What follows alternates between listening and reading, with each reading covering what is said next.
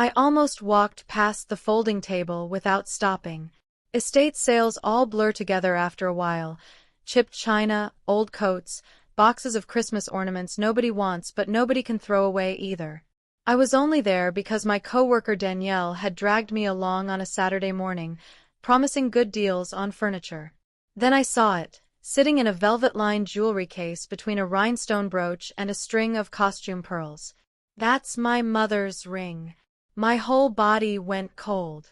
I knew that ring the way you know your own hands, the thin gold band, the small cluster of sapphires my father had saved for 2 years to afford, the tiny scratch on the inside of the band from the summer my mother wore it gardening and never noticed until it was too late to fix.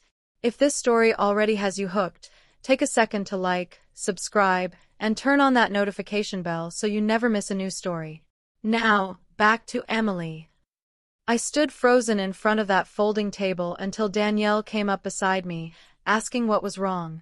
I couldn't answer her right away, because 2 feet away, wearing a name tag that said Estate Sale Coordinator, stood the woman who'd sold it. My stepmother. My name is Emily Dorner. I grew up in Racine, Wisconsin, in a house on the north side that my mother filled with warmth right up until cancer took her when I was 14. My father, Gordon, remarried 3 years later, a woman named Cheryl, brisk and capable, the kind of person who reorganized a room within an hour of walking into it for the first time. I want to be fair. Cheryl wasn't cruel to me growing up. She was distant in a practical, businesslike way, the way you might be distant with a coworker you respected but never quite warmed to. She kept the house running. She made sure my father took his medication as he got older. She never once, in 17 years, raised her voice at me. She also never once, in 17 years, called my mother by name. It was always before, or your mother, or occasionally, just silence where a name should have been. I told myself that was just how she processed things. I told myself a lot of things about Cheryl that turned out not to be true. My father died in February, quietly, in his sleep, 3 months after a stroke had already taken most of the parts of him that used to argue with Cheryl about small things, what to keep, what to donate, what mattered enough to save. I flew back to Racine for the funeral, stood beside Cheryl at the graveside in the kind of cold that makes your eyes water whether you're crying or not, and went back to my apartment in Milwaukee assuming, the way you assume things when grief makes you stupid, that we'd sort through his belongings together eventually. Eventually, it turned out to mean nothing. Eventually turned out to mean she'd already decided. Cheryl called me in March to say she was starting to go through things, and would let me know if anything came up that I might want. I appreciated the gesture at the time. I didn't yet understand how carefully worded that sentence actually was. I asked her directly on that call about my mother's jewelry box, a small cedar box my father had kept in his closet for 17 years, untouched as far as I knew, holding the handful of pieces my mother had owned. The engagement ring. A pair of pearl earrings. A gold locket with my baby photo inside that my mother had worn every single day of my childhood. I'll look for it, Cheryl said. I'm sure it's around here somewhere. It's not around here somewhere. It's in his closet. I've seen it 100 times. I let it go. I told myself she was overwhelmed, that grief made people forgetful, that Cheryl had just lost her husband of 17 years and probably wasn't thinking clearly about a box she'd never had any personal attachment to in the first place. I called again in April. Then May. Each time, the answer was some version of the same thing. She hadn't found it yet. She'd let me know. She was still sorting through so many boxes. 17 years of marriage, and she can't find a cedar box that's been sitting in the same closet the entire time? By June, I stopped asking. Not because I'd forgotten. Because some quiet, exhausted part of me had already started to suspect an answer I didn't want to say out loud yet. Standing in front of that folding table in September, 3 months after I'd stopped asking, I finally understood exactly what had happened to that cedar box and to everything inside it. She didn't lose it. She sold it. All of it, apparently, if the ring's here. I scanned the rest of the case with my heart pounding, and there they were, the pearl earrings, tagged at $18. The gold locket, my baby photo presumably long since removed and discarded, tagged at 35. My mother's engagement ring, the one my father had saved 2 years to afford, the one with a small scratch from a summer garden 25 years ago, was tagged at $240. $240. That's what she decided my mother's entire memory was worth. I looked up and found Cheryl across the yard, directing 2 men carrying a dresser toward a truck, completely unaware I was standing 15 feet away from her, staring at my own mother's wedding jewelry laid out for strangers to pick through like loose change. Don't say anything yet. Don't let her see you know. I turned to Danielle, my voice barely steady. I need you to help me buy something. Right now. And I need you to pay for it instead of me. She didn't ask why. She just nodded, already reaching for her wallet, watching my face closely enough to understand this wasn't about furniture anymore.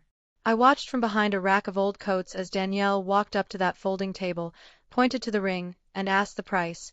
My mother's ring, my father's 2 years of saving, my entire childhood memory of watching that stone catch the light every time she reached for something on a high shelf, changing hands for $240 while the woman who'd quietly sold it stood 20 feet away, never once recognizing what she'd actually let go of, or who was standing close enough to watch her lose it for good.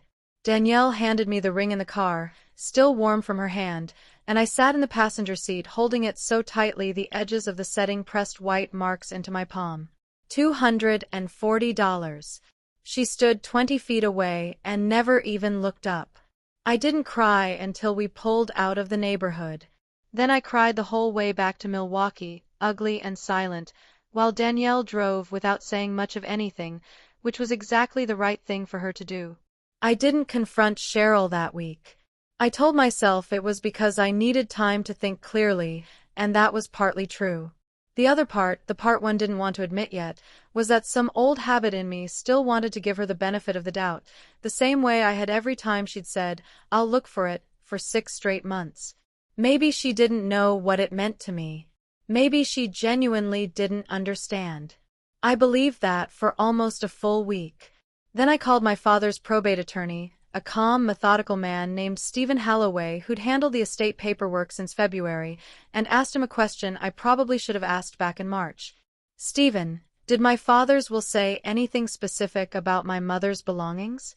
Her jewelry, specifically?" There was a pause on the line long enough that I already knew the answer before he gave it. "He did," Stephen said slowly. "It's actually a fairly specific clause. Let me pull it up." He specified it. That means Cheryl didn't just forget.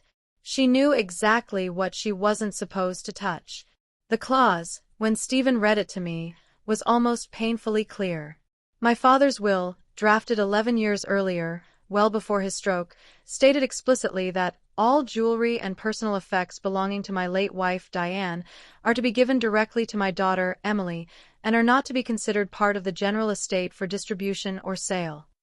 Not to be considered part of the general estate. He wrote that down. He made sure it couldn't be misunderstood. Was Cheryl aware of this provision? I asked. She would have been, Stephen said carefully. It was read to both of you at the same time, back in February, during the initial estate meeting. I remember she asked a few questions about it that day. She asked questions about it. She knew exactly what that clause meant, and she sold my mother's jewelry anyway.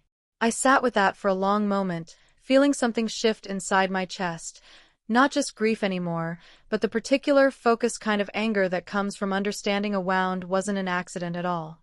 If you're still with Emily right now, take a second, like this video, subscribe, and turn on that notification bell so you catch what happens next.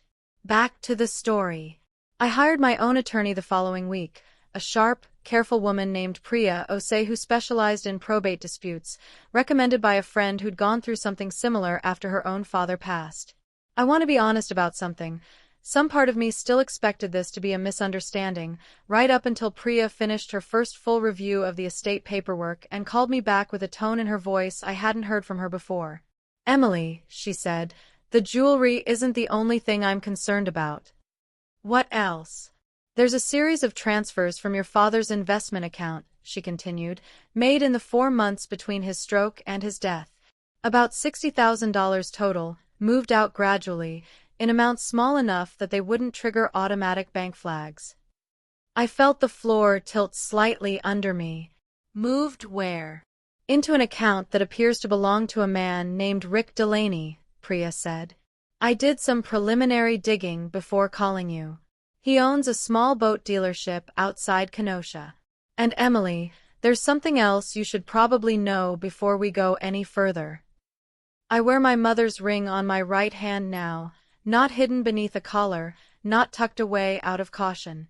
Some mornings I still catch the small scratch on the inside of the band and think about a summer garden I barely remember, my mother's laugh somewhere just outside the edge of the memory, and my father, 26 years old, saving for 2 years to afford a ring he thought was worth exactly what it turned out to be worth all along. Not $240. Not $60,000 either. Everything. It was always worth everything. The house on the north side of Racine belongs to someone else now, a young family, according to the neighbors, with 2 kids and a dog that already barks at the mail truck the same way ours once did. I drove past it once, this past spring, slow enough to see new curtains in the front window and a swing set in the backyard where my father's garden used to be. I didn't feel the loss I expected to feel. The house was never really what I was protecting. It was the truth. And this time, unlike every version of "I'll look for it" I heard for 6 straight months, I made absolutely sure it got found. If Emily's story hit you the way it hit us writing it, make sure you're subscribed with that notification bell on. We post a new story every week, and you don't want to miss the next one. Tell us in the comments, did Cheryl get what she deserved, or should the DA have pursued charges? See you in the next story.